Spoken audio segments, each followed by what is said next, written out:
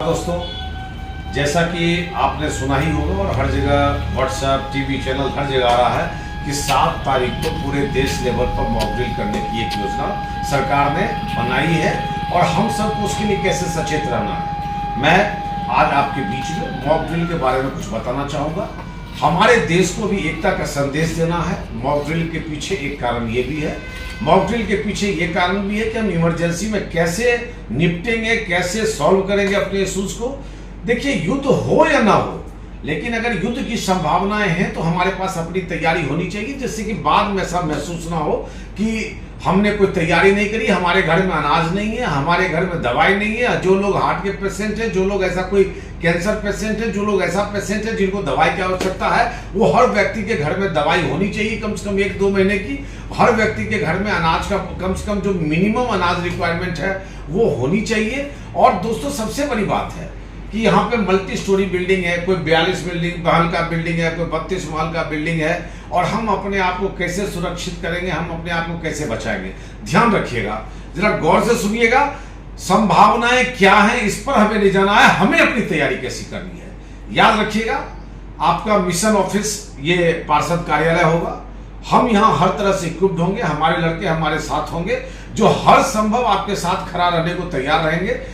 Siren की व्यवस्था phase 1 में जिस तरह से की गई है, सभी आरडब्ल्यू से अनुरोध करूंगा कि वो अपने यहाँ सायरन की व्यवस्था जरूर कर लें। मैं सभी आरडब्ल्यू से ये भी अनुरोध करूंगा कि वो बड़े बड़े रस्से जो होते हैं, जिससे कहीं पर कोई आग लगे कुछ हो तो उसके थ्रू वो लटक के नीचे आ सके।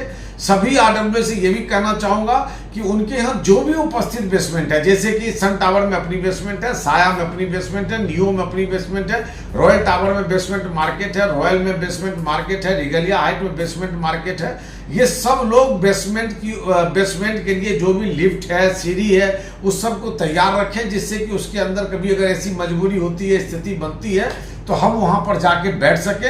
हर घर में टॉर्च होना चाहिए, हर घर में टॉर्च में बैटरी होनी चाहिए। आप इंश्योर कर लें, ये किसी व्यक्ति को डराने के लिए, घबराने के लिए नहीं बोला जा रहा है, ये अपनी तैयारी को करने के लिए बताया जा रहा है। जैसा कि दोस्तों, हम ये भी जानते हैं कि हमें 2 पहलू पर तैयार रहना है। एक तो हमें अपने दुश्मनों से बचना है, और दूसरे वो गद्दार जो हमारे देश में बैठे हैं, वो भी मौका का लाभ उठाकर आपको तकलीफ देंगे।